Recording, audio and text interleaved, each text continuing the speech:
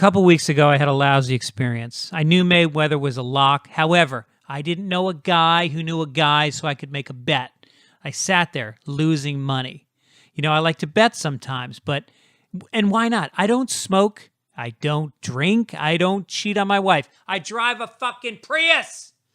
So let me bet a little bit, okay? Now I can go online to mybookie.ag and make a bet in seconds. Highly recommend them. Why? They've been around for years, and mybookie.ag's reputation is rock solid. Check their reviews online, and now I've got an account that I'll be using this weekend on some games. They do 100% cash bonuses. So off the bat, you're making money for doing nothing. They've got the fastest payouts, just 2 business days. You win, they pay. They have in-game live betting, the most rewarding player perks in the business, and an all-new mobile site that makes wagering on the go easy. Join now, and MyBookie will match your deposit with up to a 100% bonus. Use promo code FitzDog, F-I-T-Z dog, to activate the offer. Visit mybookie.ag today, promo code FitzDog. You play, you win, you get paid! And now here's the podcast. How'd you decide that song? Hey, Ernie, can you add one more? Bing, bang, bing, bang, bing, bang, bing, bang, bang. You sound like Kevin Meaney right now. God rest his soul. I miss him so much. And your interview, I'm one of the few fans of your show, as you know. No, you listen every episode. I learned that the Kevin Meaney episode yeah. made me cry. Yeah, that was very sweet. I was glad I got that in because he'd been a friend for so long, and I miss the shit out of him. His daughter just put some pictures up on Facebook, and she's, you know, and he had one of those open casket funerals. Oh no! Why do people do that? Well, my dad did it, and it wasn't so bad. Really? Well, climbing in wasn't the right idea. At one point, he said, I climbed into my dad's coffin. He said to me, Andy, I have to, but you? This is my new favorite joke. It's You're take talking the joke. dead dad? No, it's a joke about when a guy comes home, catches his friend in bed with his wife, and he goes, Harry, I have to, but you? So I take it to my dad's funeral, where my mother turns to me, and she goes, Andy, I have to, but you? Come on. It's all purpose. Can I tell you about open caskets? Here's my idea. I don't like them. I don't like looking at I can see why you don't like them. Well, the face gets kind of pulled back. Oh, you're all about, I didn't pay $3,000 for him to look like he has rosacea. Can I get some makeup? Last looks. Hello. Hey, 6 feet under. Come over here for a second. Hey, 6 feet under. There's a guy who identifies. He doesn't even have names. Hey, Night of the Walking Dead. Get over here for a second. Hey, Sleepy Hollow. Let's take another glance at this one. Hey, Shakespeare. How come I pay for an open casket? First of all, it's propped open. Yeah. I don't need to see like a stick. Yeah, this isn't a piano. It's not a guillotine. I go in to kiss him. I don't need to get my fucking head chopped off. Yeah, I mean, look, one of us is already dead. Should there be 2? This is great pattern. You're looking for some more money. You're trying to create business.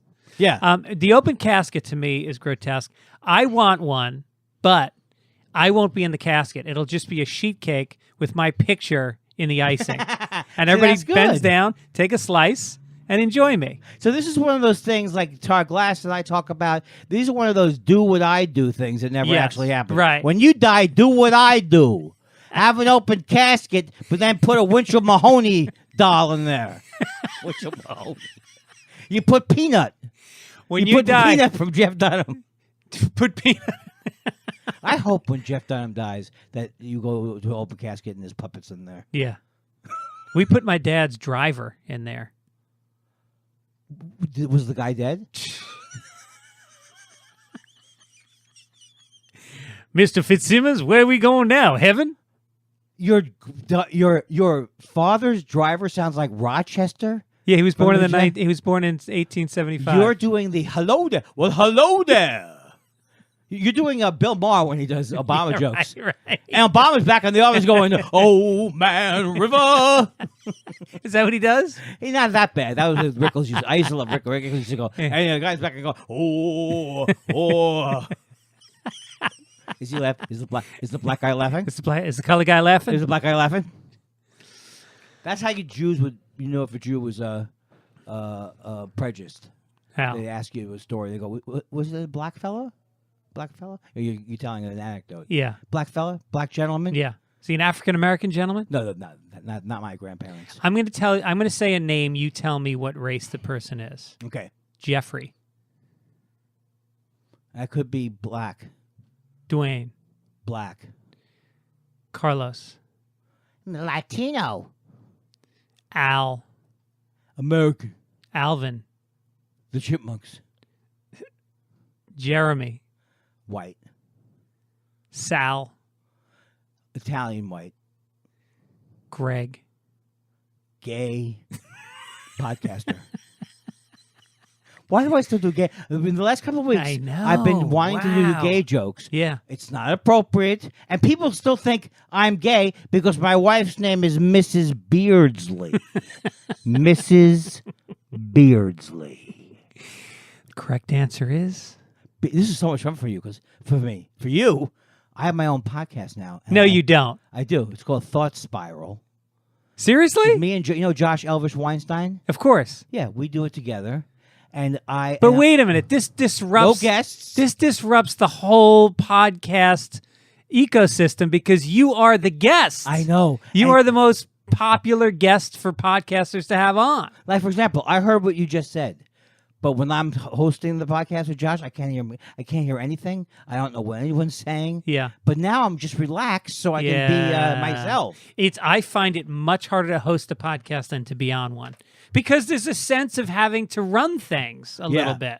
Yeah, like but- I literally have not introduced you yet. Andy Kindler is my guest. That's the first time your name has been said in 6 minutes and 11 seconds of a podcast. Well, in Hollywood, in 5 years.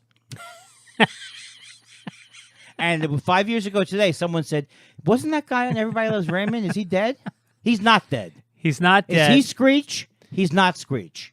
I wrote down my producer always puts together a script, which is obviously unnecessary. You've been on the show. This might be like your 10th time on My the show. 10th time.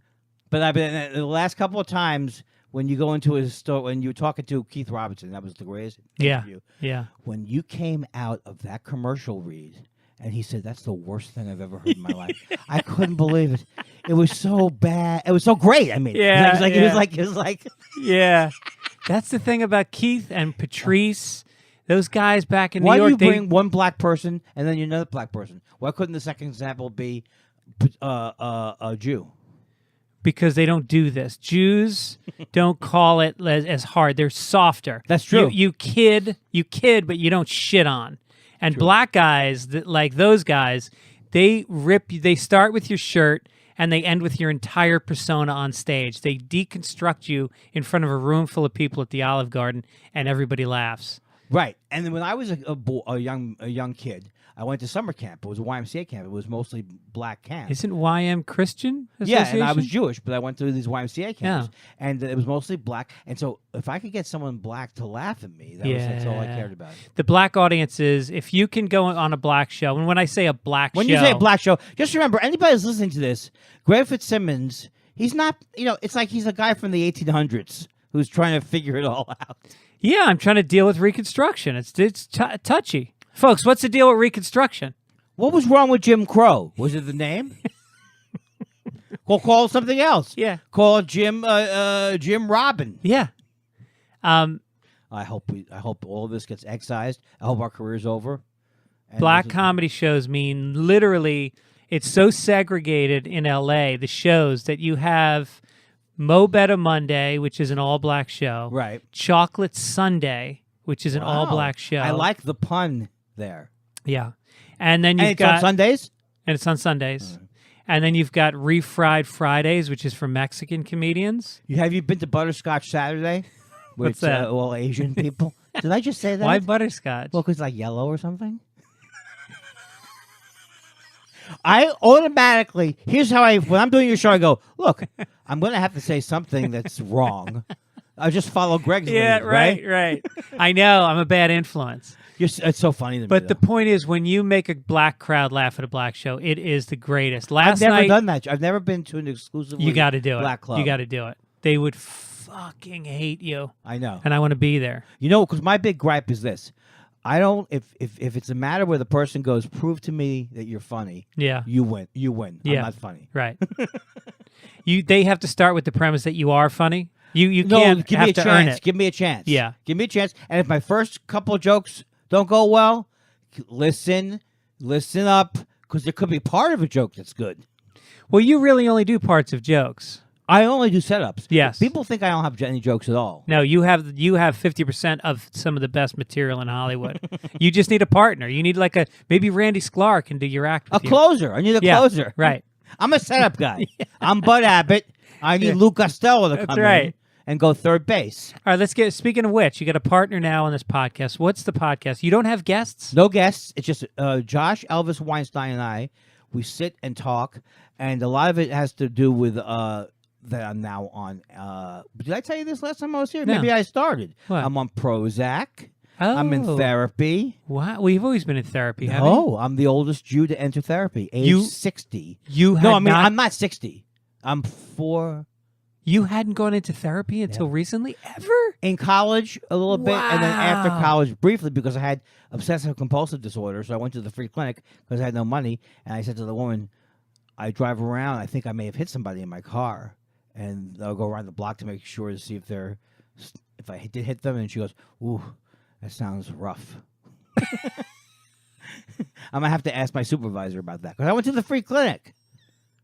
And so I figured they don't have anything for That OCD. sounds rough. Ooh. Our time is up. You sound sick. Ooh, I mean, I've heard of sick things before. Incest doesn't bother me, but your story about maybe hitting someone. Was that it? You literally thought you were hitting people and you drive around the block? You don't literally think you are. It's an OCD thing. I think where I've heard of that any condition before. any bump, and then Yeah. what happened was I stopped going around the block. You know why? Why? Because the person I hit has already crawled off into the bushes. Yeah. And is calling the police. So it's not going to work for me to go around the block. And then you go home and feel all racked with guilt? Well, my cousin, it's all through my family. My cousin used to call the police department to see if anybody had been in an accident. So, because she thought, Really? because she thought maybe she had been in an accident and didn't know. Wow. I know How did you get rid of that? I didn't get rid of it. It started to that particular symptom of the OCD got less invasive. In other words, I would still think I hit somebody, but I would get over it in about 15 minutes. So I never got help. I toughed it out. But then did it pop up in another way? Yeah, Your and OCD? every OCD. And have you seen my Twitter feed? No. Twitter feed is an example. I'm better now, but it's a pure example of OCD. Why OCD people get addicted to it? Because I do a thing called checking, which is like I make a comment, I check what's everybody else thinking about me now. Yeah. You know? So it's really that. And it's kind a lot of OCD. conflict, right? People. Yeah, and that's the worst thing for me. Now I don't have the germ thing. I don't have the Howie Mandel thing where you're not funny. Yeah. But I'm not going to touch it. You can do all your celebrity bashing today, and unless it's. do you see what I did there? Yeah. I was going to go, I don't have the Howie Mandel thing because he's got OCD. But I was like, I don't have the Howie Mandel thing where, I where see. you're not Right, funny. right. Oh, I didn't know he had OCD. Oh, yeah, he's germphobic. Oh. And he won't shake your hand. Got it. He won't shake your hand. Jesus. But he'll put a rubber glove that he found in the trash, he'll blow that up and stick it on his head. Yeah, he's got no problem. Until his sinuses burst. Anything for comedy. Apparently was the name of his first 12 album. Apparently? Are you still bridging jokes with apparently? Apparently, here's something. Here's something. In That was medical, Paul Reiser in the 80s. In medical news- apparently. Remember, we've done this joke before, but it's not my joke. But the difference between Paul Reiser and Jerry Seinfeld What? is like, who are these people and who are these people? Paul Reiser is maybe the best storyteller I've ever met. Have you ever sat with him and had him tell stories? Briefly, but I went to school with him. We're the same No age. shit. And I went to school with him. I said, hey, we went to school together. He was like, where's the fire? Was the look he gave me. Oh, no Over shit. Phil Rosenthal's house. Yeah, He seemed, I wanted him to be nicer because I wanted to sit down Yeah. with him and go, season 4, mad about you. Yeah. Why the TV? Yeah, yeah. No, he is a very, very sweet guy. I have a good name for a show for him. Yeah. Slow Riser, I like it. right? Yeah. He has trouble getting up in the morning. That's all I Yeah. have so far. Wait, I want to go back to the shrink here. How else has this displayed itself? The OCD. Well, I'm getting into. So you tweet a lot, is what you're saying. I tweet a lot, and if you have OCD, what I didn't realize, my mother, unbelievable, who would have known she had good advice in the 70s? Yeah. She told me in 1978, that's a very treatable thing that you have. You should go into therapy. But she'd been in therapy, and I was like, this is the reason. This is you after? Right. So when you have OCD, there's SSRIs. There's different versions of these, like called antidepressants. Yeah. So they'd have to do with serotonin and dopamine. Mm-hmm. So like Prozac, which is what I'm on, that class of drugs is very good for OCD, and it's helped me. It doesn't stop it, but it's helped me tremendously. Right. But isn't cognitive therapy very effective also, because you hear the thoughts in your head and then you're able to recognize that they... I've done cognitive therapy, and it basically just lets you stand outside of the thought and recognize that it isn't really you and it isn't the truth. It's a thing that you're having for a reason, and you're able to replace that thought with another one. There's no doubt about it. When I went to therapy, I went to a psychiatrist for medication, and then I went to therapy. They did say that the psychiatrist said cognitive therapy that you're talking about is one of the ways. My mom, I think, did cognitive therapy. She got the only time she was on an airplane, it caught the engine caught fire. So she took this class that like simulated being on an airplane. I think that's a little bit of cognitive therapy. Yeah, you kind of try to push yourself towards the thing that you're scared of. Yeah, I've heard of that. My thing is, I'm more into what's like say the descendants of psychoanalysis. It's not Freudian, but you go back to where it started. I'm trying to see. My whole thing is at the bottom line, soul level. I tend to think I'm a bad person because of things when I was a little kid. Because my parents were. I mean, it's a long story, but I thought there was no black. There was no gray area. If I was bad, I was bad. That sounds very Catholic, and yet you're Jewish. Catholics fall into that because of you're told these are the 10 Commandments, there's sins, there's heaven, there's hell. Right. It's all black and white. I think Jews are very similar that way, except the thing that Jews, like Lenny Bruce used to do this amazing bit about how he was jealous of Christians because they had Jesus to relate to. And as a Jew, you have nothing. You have nothing, right. It's like you can't relate to a man. It's like some weird No, it's voice. true. I had a great relationship with Jesus. When I was young, I talked to Jesus. He's a fucking hippie. He's John Lennon. He's sweet. He's loving. He's forgiving. Hangs out with hookers. He does. Now, this is the thing. We've always been trying to talk about it for years of how we can fight these like new atheists who really are right there with Trump. You know, they're just like they're all together. They're causing more hate. And I actually have made a breakthrough on how to describe what it is that I'm into without any possible argument. Okay, so here's the thing. Atheism is an opinion. It's not based on any science at all. You're just like, oh, I see that fly dies. Oh, no one's come back from the death, so I assume there's no science in it. Yeah. It's your depressed conclusion. It's the worst case scenario. Yeah, and it's logical to think so. Yeah. Right? When I talk about spirituality, I'm talking about comedy, dancing, art, all these things that, yes, they involve your mind. You can't write music unless you know music, but there's that part of the, I mean, you can. Some people can, like Paul McCartney never had to do it. But you go into this part of your mind that's just where art comes from. And all it's these grace. things. They call it grace in Christianity. Yeah, and so it's like, I'm not trying to say that means the Earth is 6,000. I couldn't care. There's no scientific theory that's going to dash what I believe in. You're not going to go, oh, now I no longer like to listen to the dead. You know what I mean? It's like I'm having I think the problem is that way. You and I did a live podcast in, I think it was Austin, Texas, and it was me, you, Janine Garofalo, and Ari Shafir on stage. And there was no agenda for the podcast. I just was like, you guys were all at the comedy festival, and I just thought, how fucking lucky is this? I got 3 killers on a podcast, and it quickly turned into the atheist versus, I would call us more of like spiritual agnostics, maybe. Like, well, we don't have we don't have a God by name, and it's certainly not in the context of an organized religion. Right. And they could not wrap their heads around that. It turned into this debate where they kept putting down, well, if God is going to punish you and send you to hell, we don't believe in that. We never said that. That's the worst part of simplistic atheism. Yeah. Because mostly, I don't have a problem with atheists. I mean, like, I do a joke now about how, to me, when I was a kid, an atheist was just someone who looked depressed at a picnic. You know, it's like they just were. Yeah. It's like.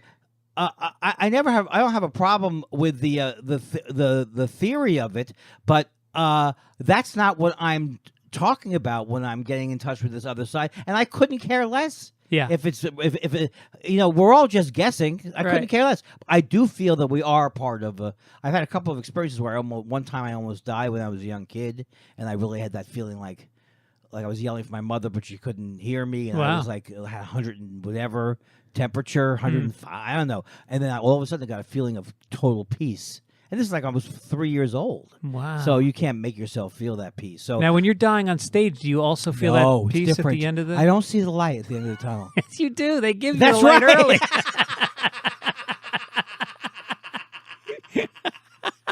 But what I realized after that debate with Ari and Janine is they're coming from organized religion trauma. He was brought up as an Orthodox Jew, Right. and she was brought up in a strict Irish, Italian Catholic family in the South. Yes. So they were coming from a reaction to something, whereas we are coming from a place of attraction to a spirituality. Yeah, and then this whole thing, it's so ridiculous to me. And look, I'm sorry, I don't believe in your sky wizard. First of all, if I was going to invent a character, would it be a boring sky wizard? Yeah. What is that? Just a guy who's like handles all the flights up in the sky? I mean, it's like they are making an argument that we all learned when you were 7 years old. Yeah. Yeah, of course the Bible's not literal. Of course Shakespeare's not literal. Of course art is not literal. You take it for what it is, you know? Some people believe in miracles. I don't know. I've seen Kreskin.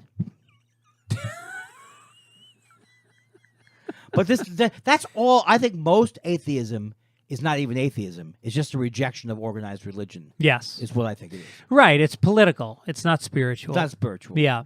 All right. So getting back to the therapist now, how often are you going to the therapist? I have a bad case twice a week. And do you have health insurance for that?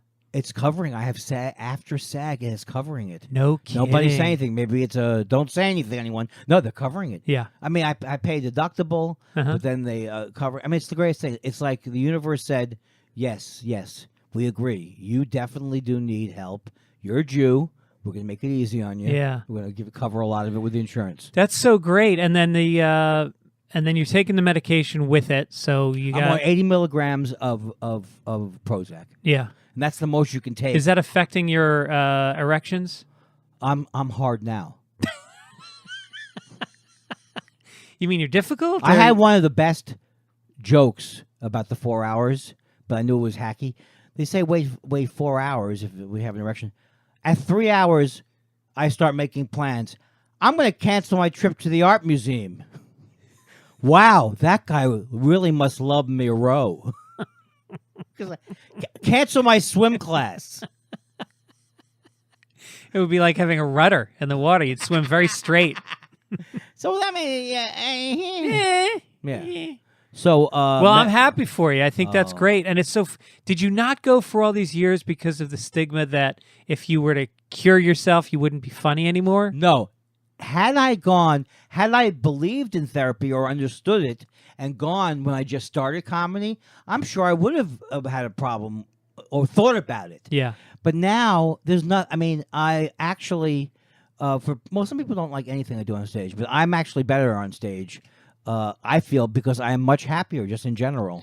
Well, and also I think there's a lot of self-discovery. I mean, stand-up is to me, it's different for everybody, but for me it's about peeling back layers. How can I be truthful about my life or be truthful about what I think is funny on stage? And when you're sitting there for an hour and the other person doesn't get to talk, you start to really discover shit about yourself, and they prod you and they ask you questions, and you come up with stuff that you can always use on stage. Well, well, I don't bring a microphone like you do. I'm dying up here. Should I not wear a tuxedo to therapy?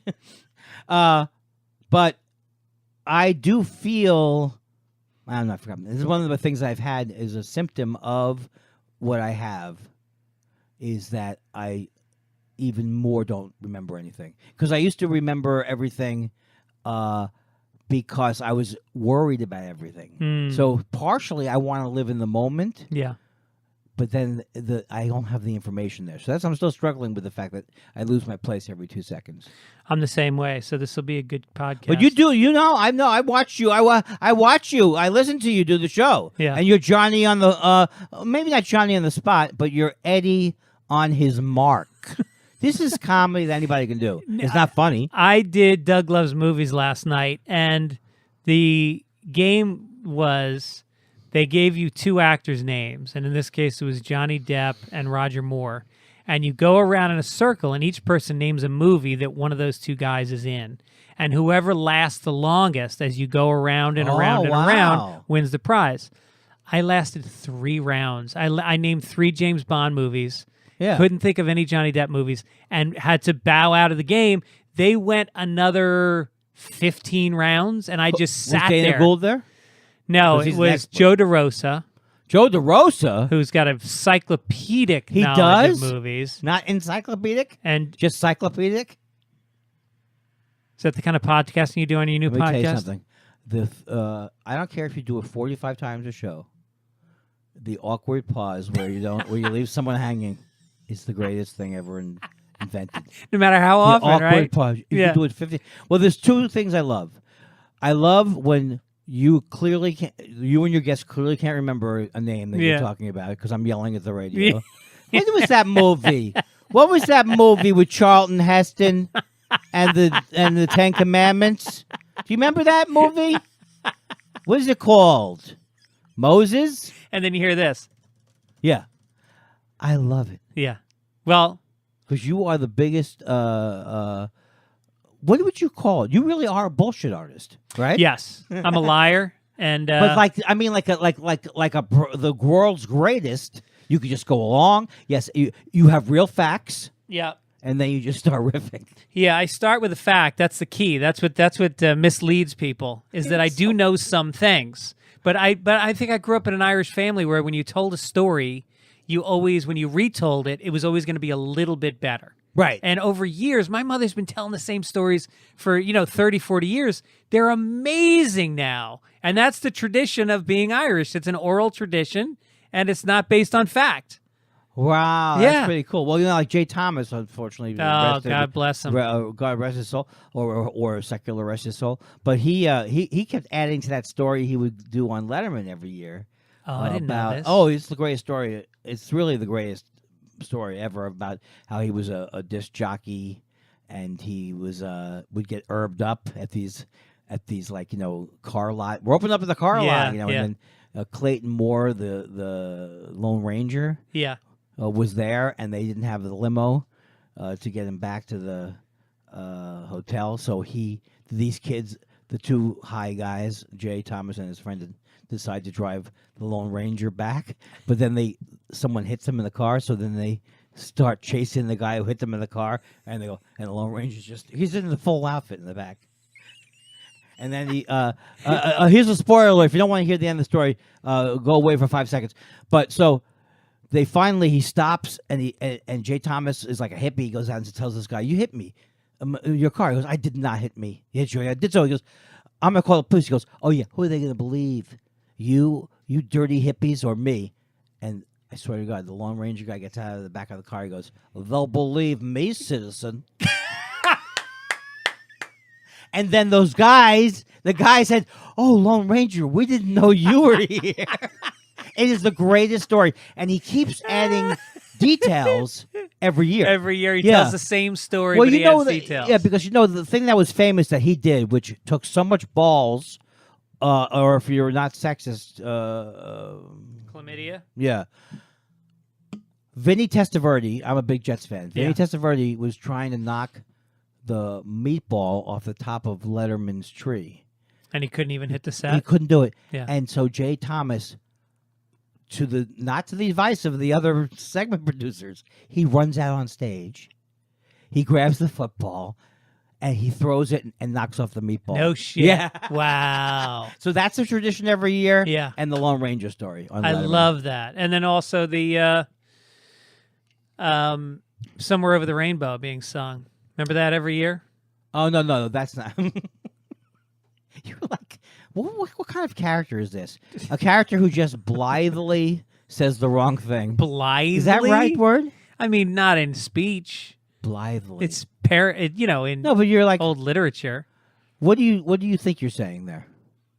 I thought we were talking about bits that Letterman did year after year. Oh no, but the song is not Over the Rainbow. What's It's the it called? Christmas song, right? Yeah. Yeah, it's that woman, Darlene Love. Yes. Yes, but that's No, but he also had a guy come out once a year and sing Somewhere Over the Rainbow. like Sam Harris, not the new Sam Harris. He was a good-looking guy. Sam and Harris from Star Search. I don't remember. Oh, I don't remember him. Yeah, doing that. he used to do that every year. And then what was the Christmas song that Darlene loved? We're doing it now. Yeah, that song was. Oh, I can't believe I can't remember. It's the one. It's the one. It might be the best Christmas song ever. Yeah. Best Christmas song ever is Feed the World. The Let Live them Aid. know it's Christmas This time again. Bum bum bum. I combined it with Celebration. Little Drummer Boy's not bad. All right, listen. No, I don't like the Little Drummer Boy. Really? No, who I ba ba bing bing bing kooka bang bang. I'm looking up our thing to see if they have it. She's All right, known while you do that, for- I'm going to go through your. My producer always sends me the resumes of people.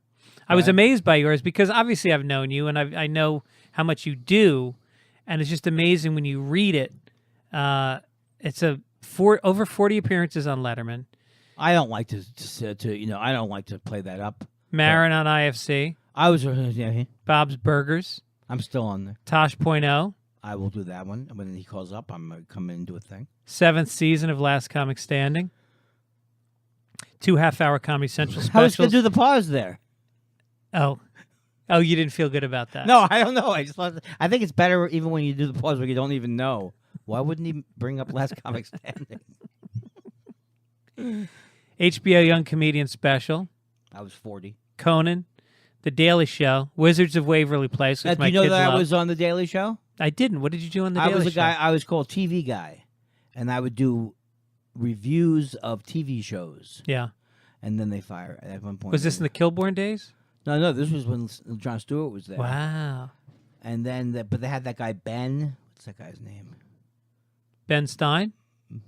No, it was some other guy, and he was like the producer. And he kept saying, "How do your TV reviews fit into what we're doing?" I was like, "What? It's a TV review." And then they said at the end, they goes, "Andy, this is not working out because you're on the West Coast and we're here." Hmm. Well, but have they eliminated the satellite feed that we were doing? So I was very angry for years about everything. Yeah. That wasn't the only thing that made me angry. Yeah. Clubs wouldn't hire me. Yeah, right. Impotence. Did you have impotence? I had impotence in high school. Yeah. I had either impotence or before I left the house, I would release. You would? Yeah, I was either premature. I don't know any guy. First of all, I lied about when I had sex.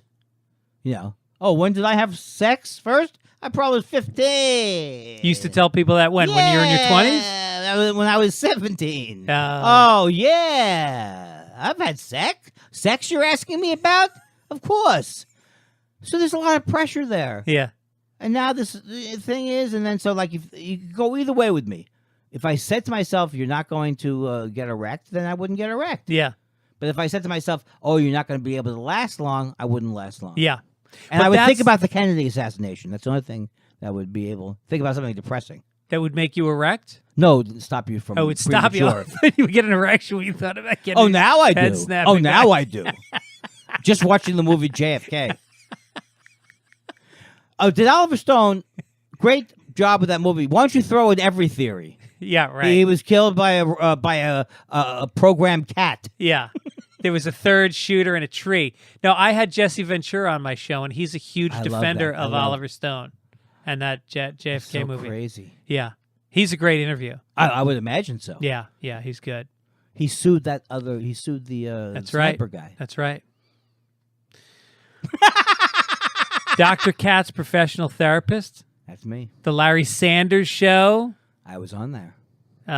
You did, of course, Everybody Loves Raymond. Host of season 4 and 5 of Hulu's stand-up series Coming to the Stage. I don't like to brag. Tell me about that one. I've never heard of that. That's Comedy Dynamics, and we Brian Volk-Weiss. Yeah, we shoot all these things. Like it's like actually they build like a sound stage that make it look like a little club. Yeah. And then I just host. Are they good Coming to the crowds? Stage. Well, they can. The sound stages are tough for comedy. The soundstage audiences are the greatest audiences Really? in the world, like Miami Beach. No, it can be rough. It can be rough. And also, I don't never do well with the audiences. So don't go by me. Right. That's how before I introduce somebody, I go, well, seems like a bad crowd, but don't go by me. And now our first guy, So you do audience warm down. warm down. Yeah. I like to get people hesitant, I like to get people doubting the concept of comedy. on the fence Yes. about entertainment. Yeah. In general, folks, I don't think it's going to go well. It didn't go well for me, but please give it up. Please This don't next hold black that. guy. So they were more amateur comedians. They They big were name. they weren't, but they were still. I have the theory that comedy is better now than it ever was. So there were still great I comedians. think there's more comedy, and I think that I find there's a lack of diversity, and I don't mean racially. I mean people aren't. There's so many comics doing the exact same style, and I put myself in that category. I'm not. People used to do impressions and characters, and they would use the stage more, and I just think that There's cycles with that too. Yeah. like Pee Wee Herman came out along at a time where it was just like people wanted to. It's like you Bobcat Goldthwait, and guys, it's just like Kinnison, people characters. I think it does go through and cycles. Emo Phillips, But just the fact that you can be like when I started, like people couldn't say they were gay. I mean they could, but it was people didn't talk about their backgrounds. I think it is great now. in the sense all that that's people been are more broken personal. down. Yeah, that's true. That's true. It kind of stinks of a comedy class sometimes when you see a young performer and they're like, I grew up with my mother was Protestant, but my dad was Lutheran, and so it was crazy. I love half and half jokes. I could. I'm half Jewish. I'm half Italian. Every time I round myself up, I have some pasta. I'm half Irish. I'm half German. I make great potato salad. I don't really get that one, but it's a kind of a starvation joke. No, they both make potato salad. Really? But Yeah, didn't they also? there's either German or there's Irish potato salad. It's a very New York joke. This is an old joke of mine. I think it was the French who said "Vive la différence," but it was also the French who said, "Yeah, I could live with the Nazis. Why not? They have a nice collection of stone art. They have good wine. Sure, give it a shot. Sure, Vichy. Whatever you say, Vichy. Now you've probably got a book on tape about World War II. Well, who does is Eliza Schlesinger. What do you mean? She does history books? No, she did. There was a whole controversy because she badmouthed other female comics. She said that there's not a lot of good female comics out there. And she goes, I think I'm the only one doing jokes about World War II. Oh. And it kind of blew up in her face. And I like Eliza, and I think she's funny. Yeah, I think it's like anything, there but for the grace go I on anything that happens on Twitter or Oh, anything. shut up. Listen to you. I mean, look. You're the opposite Jimmy of that. Fallon's having a good time. There we go. Enjoy yourself. Yes. You know what I'm Yes. saying? I don't like when Carrot Top puts a toaster and tapes it to a tennis racket and says, "Hey, have some toast on the court when you're hungry." I don't like it. Others That's do. not a thing he does. He doesn't do that. I don't like when Jeff Dunham takes a puppet and makes the puppet racist. Yeah. And then goes, "Come on, Schminky. Take a powder." Schminky, Yeah. why are you saying that about the Ahmed? I can't stop my hand from saying that. I wish I could. Yeah. Let me tell you something. I'm so upset about it. I'm going to have a talk with my dummy later. Take my dummy aside. You think I'm yelling at him on stage. You should see me backstage. I still love the things like Don't make me put you back in the thing. I love that. Yeah. To me, when ventriloquism went off of the classics, radio ventriloquism was the best. Yes. What was there a good ventriloquist? Is there one you could? The one who's I think the best of all time, I think, is Jay Johnson. Jay Johnson. I don't think Am I I know saying him. his name wrong? He used to be on Soap, Okay. and he literally nothing is moving Yeah. when he talks. What about Otto and George?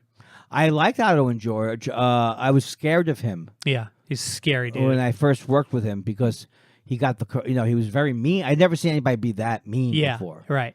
But, He used to do JFK getting shot, and he had a JFK puppet, and then the top of the head would pop off and blood would come out. That was his closing bit. And now I don't know if it's an apocryphal story, but at Shooting Stars in Yonkers, someone stabbed the puppet. Really? That's the story. That's You never heard that no. one? They stabbed right at the puppet. I just love the idea. Hey, you better talk to your friend here Yeah. because I'm pissed off.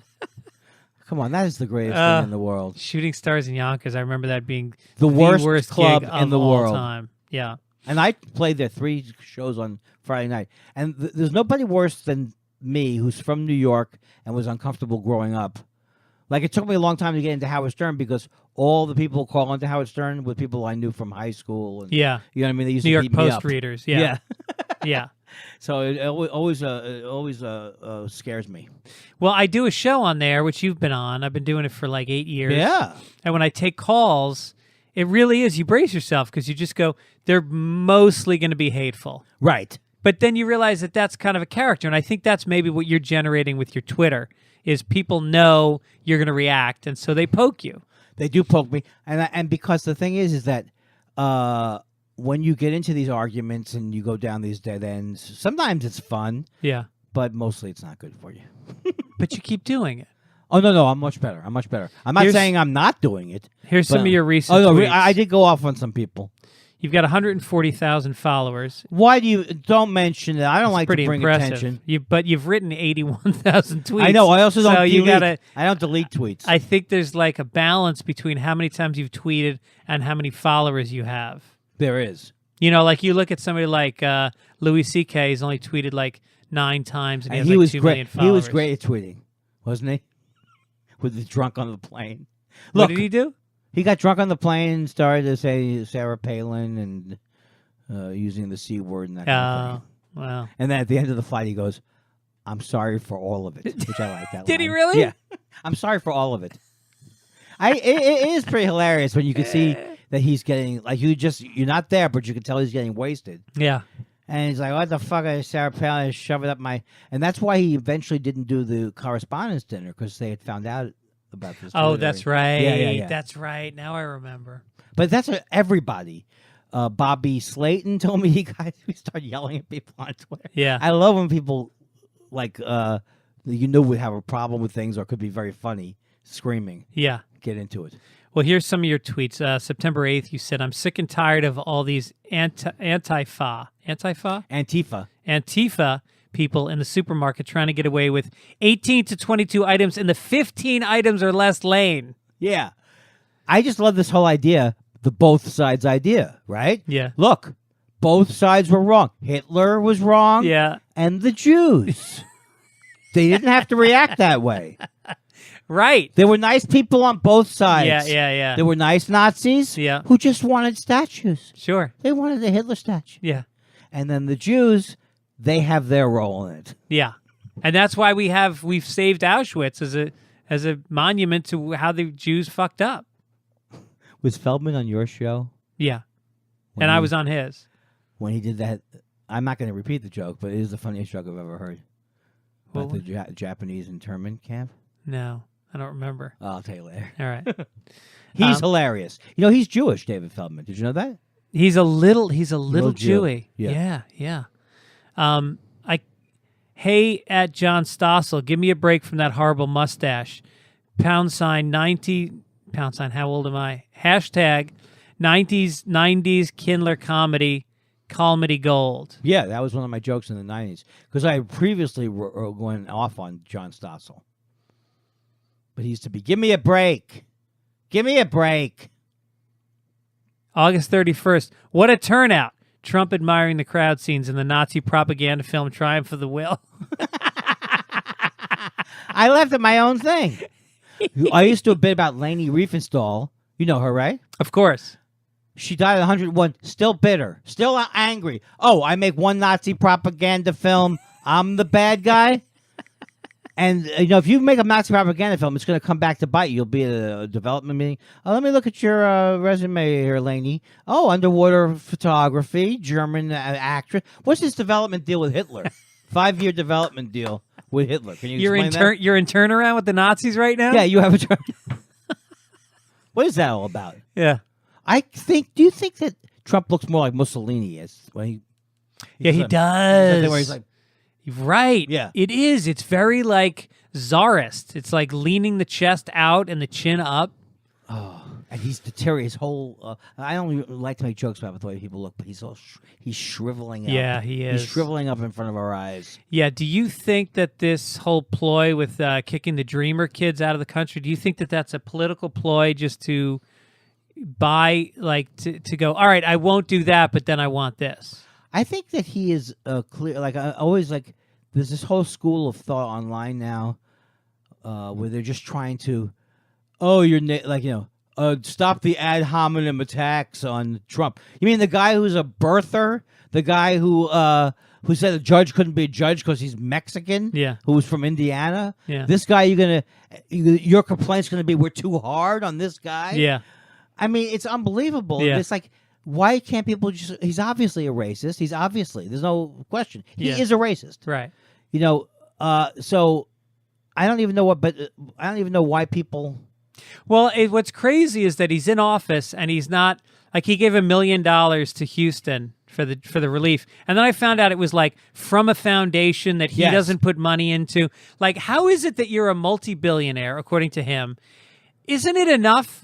Even if, you're president, your ratings are 37% right now, you could actually spend $1 million here, $1 million there, and buy up at least 5 to 10 approval rating points. Right. Which would be no money to him, but he can't do it. I don't think he has money. You don't? No, I think he has... When they unwind it, obviously, if he doesn't want to show his taxes... Yeah. It must be terrible. Right. So he must be getting loans from the... You see, his whole thing is he gets a cut of... he doesn't really own anything, right? He puts his name on He things. puts his name on things. Yeah. So I have a feeling that maybe he's highly leveraged, whatever Yes, that means. I think so. You had somebody on your show once who did an analysis about... see how often I listen? He did an analysis about if he just left his money in the bank, how much he would have made. Right. Yeah. That based on the money that his father gave him, if he had just invested it conservatively, it would have compounded to the fact that he would have more money today than if he'd done all his great deals. Right, his great deals. You know what's amazing, though? This is a guy who probably could have gone on forever being an impresario, below the radar guy. Yeah. I think he's going to crash him. I mean, I think he's going to end up Oh, in yeah. jail. But how did he get away? He must have just, they say he was influenced by Roy Cohn. Yeah. Roy Cohn? You know what Roy Cohn says? I don't know. Roy Cohn doesn't seem things worked out well for Roy Cohn. Right. But his whole thing is he thinks he's invulnerable. Yeah. He's not a smart man. So. Well, he's not, and he's made war with his own party. So the Democrats hate him. Most of the Republicans hate him. And he's got all these goals that he thinks he's going to get through. And he doesn't realize with politics, it's not like real estate where you can leverage and you can force things and you can do devious things and you can get bailed out. The government's the opposite of all that. It's about coalition building.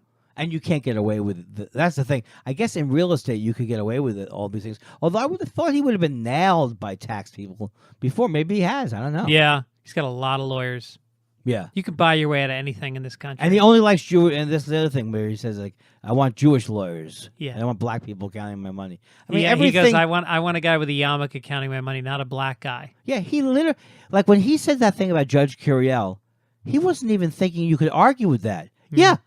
He's Mexican. He's from Indiana. He's Mexican. Yeah. I'm building a wall. Right. It's like he doesn't even think of that as racism, whatever. And the guy was second or third generation American. Yeah. Yeah. But in his mind, he doesn't even think. That's where the part is that he's psychopathic. Yeah. This country, I love this country, but we made a very bad move here in November. I try to tell you people. Yeah. I don't even care that the election was stolen. I mean, it was stolen, but he got even one vote. Yeah. That's what's scary is that even at 38%, that means that 38 people out of 100 still think he's doing a good job. Or they're just so angry. And there has to be, I kind of do buy now that 33% of the voting electorate are racists. You know, Wow, big I don't, statement from Andy Kindler. I think, well, the GOP has turned into a racist party. They weren't that way. The party of Lincoln wasn't always that way. But when they went to sweep up all of the formerly Democratic Southerners, Yeah. they said, oh, okay, sure, racism, that sounds good. Let's do it. Right. I think they did that, and they appealed to the Christians. They became, they grabbed abortion and gay marriage, and they grabbed a lot of votes from, and they never believed in that. They just realized it was a numbers game. Yeah, like Ralph Reed and those guys. Yeah. But that's why one of the things about Maher that I hated early on was like, just like, oh, we only have to worry. His whole thing was, we only have to worry about Islam. Yeah. The other ones you don't have to worry about. Meanwhile, Netanyahu is Jewish. He's crazy. He could blow up the world in a second. Yeah. Trump is a phony Christian. Yeah. He could blow up the world in a second. And the guy in North Korea is an atheist. Yeah. So it's just this whole idea of they might as well have said that people with white shirts are evil. Right. It's just this whole idea of picking one thing, what your religious affiliation is. Well, and so it's not crazy. only bad because it's targeting a race of people that are mostly innocent, but it's also creating a mindset of us against them that's really unhealthy for us. To just hate randomly. We're supposed to be understanding each other and loving each other and supporting each other.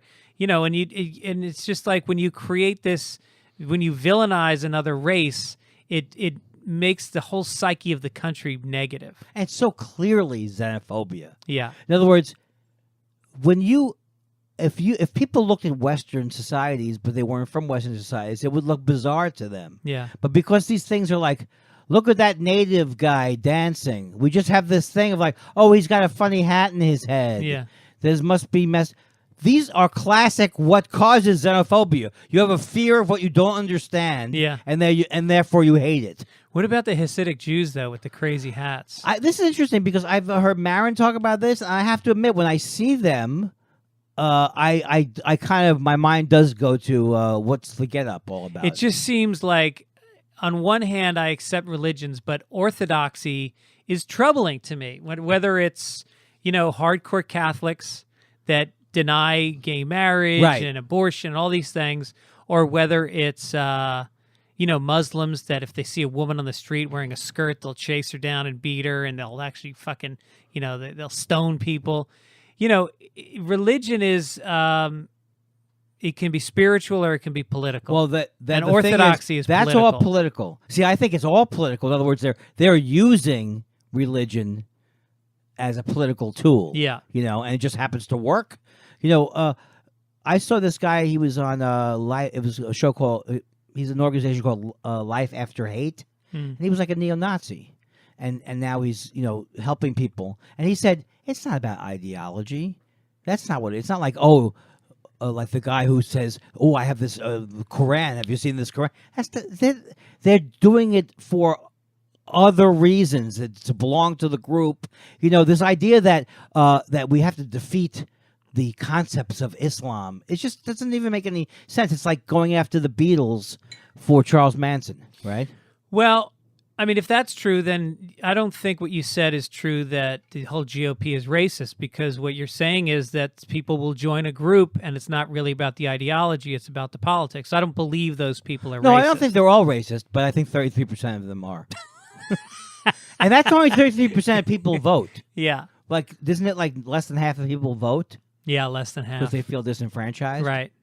But I've never seen anything. This has not happened to me in my life ever before, where something's been so remember, like with Kerry. He voted for it before he voted. He did one flip flop 10 years ago, Yeah. and or even a perceived It's flip flop. crazy. And now It's this crazy guy, what's tripped. I mean, look at Mitt Romney. He made that one statement that was caught on tape at a banquet that wasn't even. I personally have no problem with him saying we're losing 51% of the. Yeah, that's what Republicans, Democrats, they lose the other half. Right. That's all he said. And Yeah. it fucking sunk his campaign. He was on track to win. I don't know if he would have won. Well, close. It was very close. It was very close. Yeah. I'm wrong about everything. See, like if you, as I'm telling you, I don't think he would have won. I thought Hillary had won. Yeah. So I will never trust myself. I again. think that it made me change. I didn't bet on the Super Bowl for the first time. Like, I don't believe I know anything anymore after that election. Okay, here's what I want to do.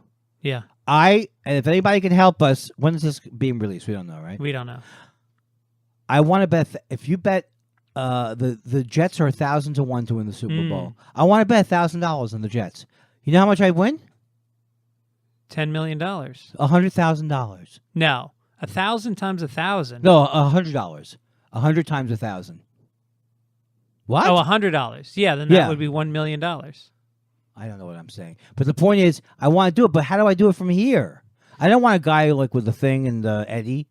You have to go to Vegas. and place You the have bet. to. Now, in New York, these OTB places, can you make bets on? I think so.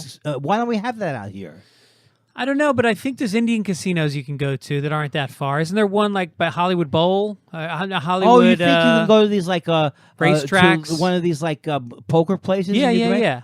Okay, that's Yeah, where I I'm think going. you can do it. Are you really going to do it? $100 on the Jets? $100. Yeah. But you know they'll I break didn't your say heart. 1,000. You. I mean, Yeah. I feel so sorry for Jets fans because every fucking year they look good, they look promising, and then they break your heart by the fourth week. Well, it's a tradition for me. In the year 2000, I bet on the Mets to win the pennant and the World Series. I had 40 to 1 odds of them winning the pennant. So I bet $20, Yeah. and I won $800. And I bet another. They won the pennant? They won the pennant, but they didn't win the World Series. They lost to the Yankees. And I bet I would have had 100 to 1 if they had won the World Series. No shit. Yeah, because it's just like it's an astronomical bet. Yeah. I think it's fun. To me, that's the only That's kind fun. of bet. Right. No, I mean, actually, I'm lying. Well, this is I suicide love betting. football pool that I'm in. If you want to join that, you put in $20. You pick one team per week, no point spread. And if they win, you go on. If they lose, you're out of the pool. And so you can't pick the same team twice throughout the season. And there's 50 of us in it. So the winner gets $10,000. Well, I think. what do you mean suicide? Suicide means if you're wrong once, you're out of the pool. Oh. Yeah. Have you won the money?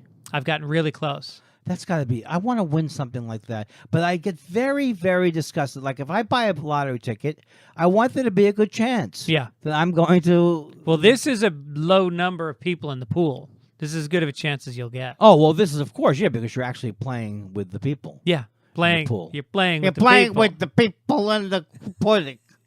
I just want to say I couldn't be more proud of myself for hating Cosby before any of this stuff happened. It's true. You were ahead of the curve. It's like people are like, oh, he's so Joey. See him live. He does like 5 hours. That's because he can't focus. Yeah. Did you hate him because of the rape early on, or you didn't like his comedy? I didn't Because the rape rumors were out there for a long time. I didn't like him because of the moralizing. Yeah. The same thing that Hannibal Buress pointed out. I knew I heard these things that best case scenario he was cheating on his wife. Yeah. And then he's telling everybody that's the best case scenario. But then he's telling everybody to pull your pants up. That's the thing. Yeah. It's so amazing. What an asshole and what a hypocrite. And it's like almost like a death wish. Yeah. You know, I'm going to be the moralizing guy. Yeah. How do you not see how, with all the shenanigans you're doing? Right. Those shenanigans is the nicest way you can describe Well, rape. actually, that's I got that from Gary. Gary Moldier? No. Shandling? No, who's the guy Hart? who was with Dane Cook? He toured with him on that. Goldman. Yeah, he does a whole thing about how this woman he was talking to, she paused before she goes, with all of Hitler's shenanigans, and she used shenanigans, and so he goes through a whole list of like, oh yeah, those Hitler and his monkey shines. Yeah. I saw a great thing about monkeys. I love monkeys. I don't know Do what you? you feel about them. Really? I love them. I love 'em. I think I am a monkey. I love Curious George, and I saw this thing like Love a Curious George. National Geographic. These lemurs, Yeah. they run on an open space, and they're like running like that. It's unbelievable. You know what's great? Hearing about a nature documentary that you can't see at the time. Yeah. Hearing someone else describe it And shaking their arms in the air Shaking their as arms if they like- can see that. and saying things like, "You know what the best podcast guests say?" Things like, "I love monkeys." Well, I think I left a long, awkward pause and you were filling it. Do you think 2 barrels of monkeys are twice as fun as a barrel of monkeys, or you think it's just reaches a limit? Are they dead? When I picture a barrel of monkeys, I picture that they're being shipped off for food to China or something.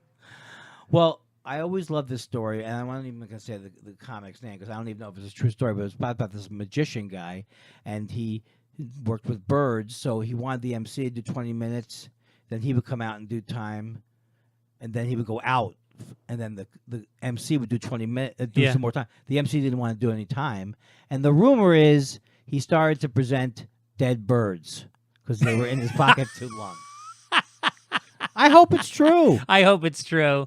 Yeah, I always feel bad for the birds. They're just fucking hanging out. Even under the best of conditions. Yeah. That's not a great gig for the birds. We had a magician one time. I was doing a gig with Joe Rogan. We had just started out in Boston. And they sent us out, and I was the opener and Joe Rogan was the feature. We just started. And we go out to Worcester, Massachusetts, and there's a magician closing the show. And I don't know what it is with comedians and magicians, but we fucking hate magicians. Hicks used to have that whole bit. Oh, really? Yeah, where he where'd the bunny go? It's magic, and he pulls a gun on him. No, really. oh, you couldn't tell me about the bunny in your trousers before. Now you can tell me. So this guy had all his tricks all laid out backstage, shit in hats and stuff in his sleeves and all that. And he went to get a cup of coffee, and me and Rogan went in and sabotaged all of his jokes. And then we just sat in the back and fucking laughed as he bombed. Are you literally prevented the ability for him to pour the milk into the newspaper? That's right. When he poured it into the newspaper, it leaked down his arm. You really are a troublemaker in the old sense of the word. Yeah, I'm a rapscallion. I'm very envious of the ability. Like, in other words, like, you'll drive along, someone looks at you funny. All right, you want to go? Let's go. Let's go. I'm envious of it, but then I think I might end up dead if I was like you. Yeah, I think there's some kind of I have some sensor inside of when it's really going to get dangerous. Oh, that's good. Yeah. I mean, I'm not completely nuts. I want to read some dates for you coming up. Andy Kindler will be performing at no dates listed. Oh my God! You just you saying that made me realize how bad I am at the simplest things, which is keeping my website up to date. All right, give me some dates. I will be at JFL 42. Just for Laughs 42. 42 at the end of September. I'll play Union Hall. Where is that? Toronto, sorry. Okay, there you go. I love the way I say JFL 42 like you're supposed to know that it's based on 42 acts, but like it's a thing everyone knows. Yeah. You know JFL 42. You know where it is. You know where it is, Greg. Yeah. No, I don't know. You know where it is. You got the app. You got the app. And then I'm going to be at Union Hall. Ooh. The Saturday after that's Thanksgiving. exciting. That's a great place. And in December at this place called, which I don't know if you've been to, Mississippi Studios in Portland. Unbelievable room. Oh, wow. Unbelievable. Oh, that's great. The acoustics are amazing, and also the sound is good. See? I see. I could be 90 years old. I'll still be able to do that variety of humor. I, on the other hand, will be performing at the American Comedy Company in San Diego, September 21 through 23. Cleveland. They just incorporated. Oh, good. Good.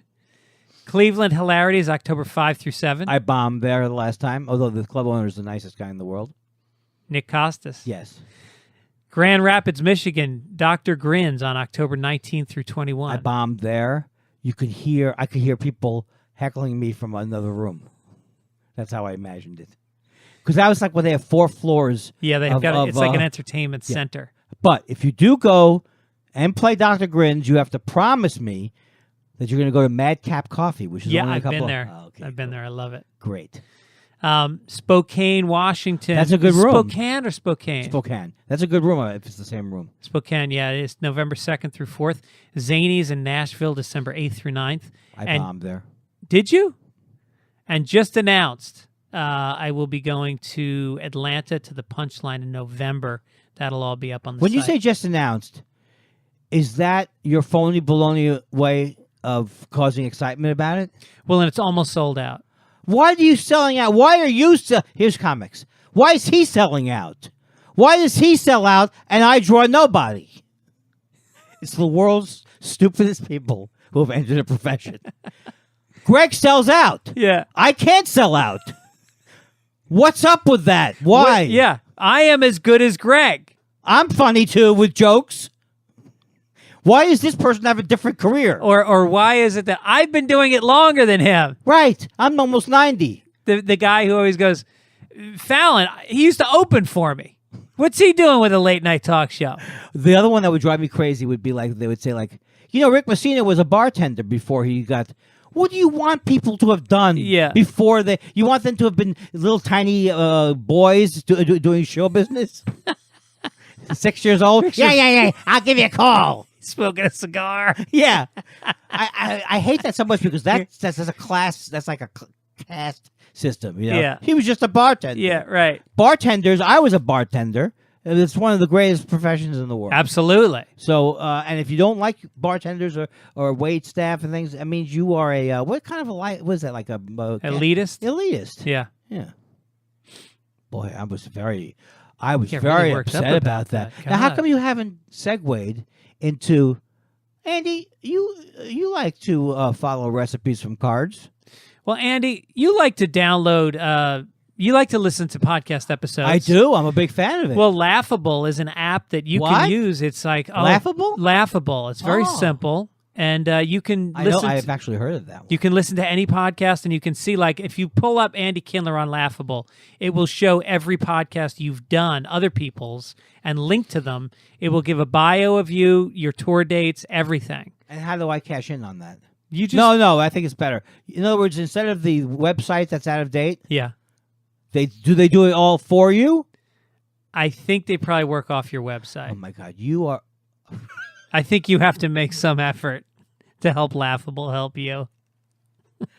When did they Laughable doesn't call every club in the country and go, any Kindler stuff coming up. We're updating the app. Well, that's what should happen. Yeah. It's like, they like this guy wrote an article about how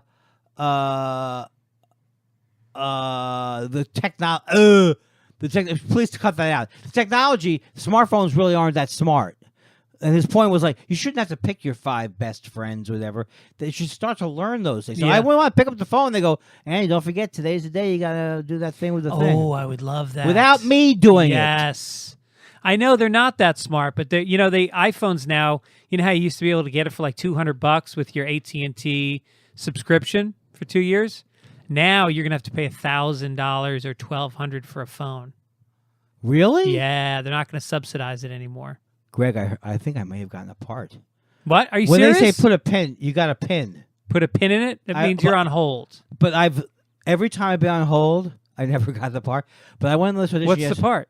It's a thing called Speechless. I don't know what that is. I went on this audition yesterday. And now that I realize that I have ADD and obsessive compulsive disorder, I realize why I've been late for things. I'm better now. Yeah. And I also realize you can't go into an audition and go, I'm sorry, I have OCD. That's the last thing they want to say. Yeah. But I was so unprepared, and I was, it was like one of those ADD things. I just didn't know there were 3-4 scenes. Yeah. So I couldn't have been sloppier about it. But because I wasn't upset about it, yeah, I think it was okay. Yeah, you allowed yourself to. Yeah, and so I'm getting better at that in general. I don't want to be panicked in life.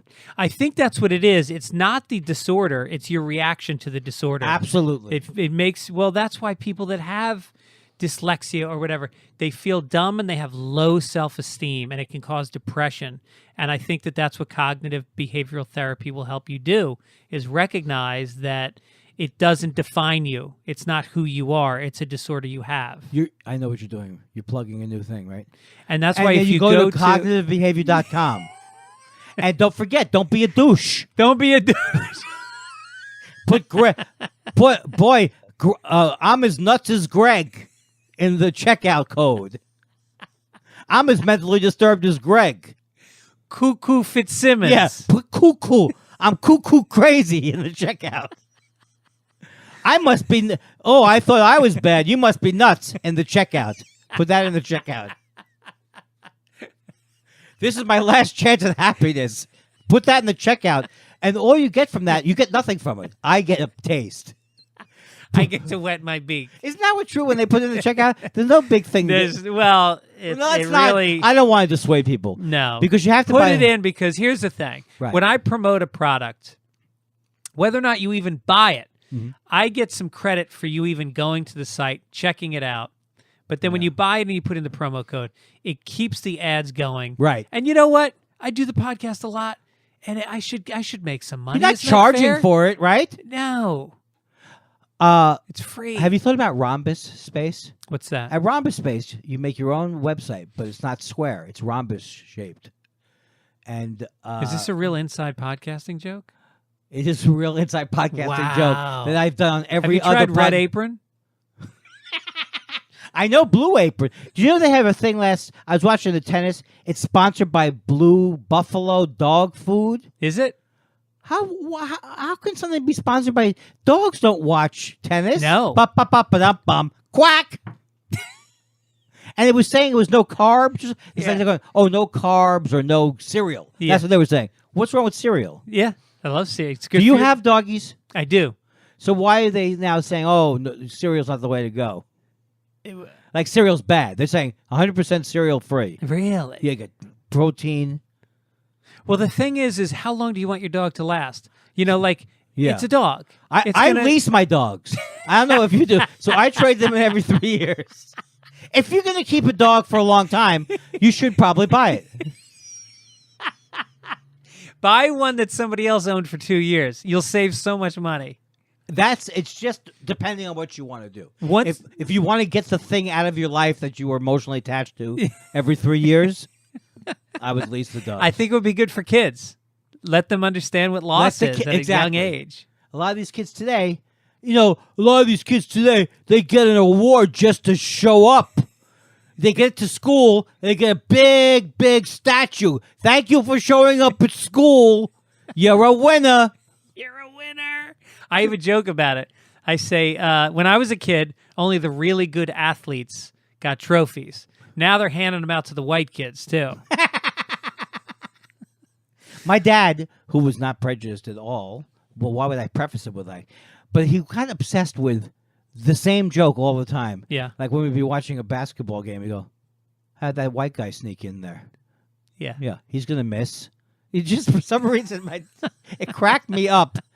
It cracked him up to emphasize that white people shouldn't be playing basketball. Oh, my God. My father would say the most racist jokes, but it was okay back then. Like, I remember he was saying to a black guy who he was friends with, he goes, the guy said, yeah, I used to run track in high school, and I ran, I forget the time, a 10-second mile or whatever.